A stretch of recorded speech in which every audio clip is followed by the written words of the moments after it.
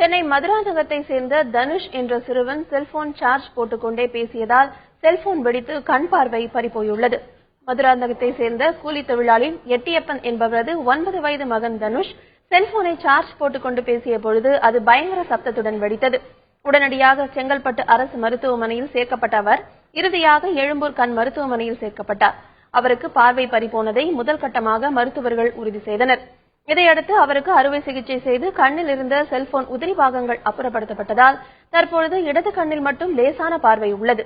வலது கண்ணில் முழுமையாக கண் பார்வை பறிபோயுள்ளது. 1 மாதம் கழித்து தனுஷுக்கு மீண்டும் அறுவை சிகிச்சை செய்ய திட்டமிட்டுள்ளதாக மருத்துவர்கள் தெரிவித்துள்ளனர். சார்ஜர் இருக்குல்ல, பெரியவங்களோ சிறியவர்களோ, ஏன்னா செல்போன் இல்லாம வாழ்ந்துடுறான். 2 கண்ணையும் இப்ப இந்த குழந்தை இழந்திருக்கு.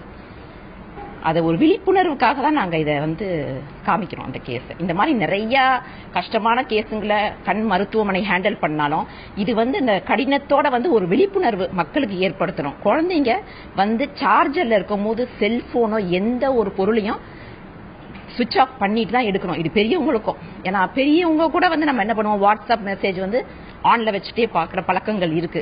அன்னைக்கு எல்லா மருத்துவர்களையும் கூப்பிட்டு காமிச்சேன். இந்த மாதிரி ஒரு இன்சிடென்ட் Facebookல தான் நம்ம பார்ப்போம், வாட்ஸ்அப்ல பாக்குறத கண் முன்னாடி பாக்குறோம். எல்லாரும் அவங்க குழந்தைங்களுக்கு அனுப்பிட்டு இருந்தாங்க.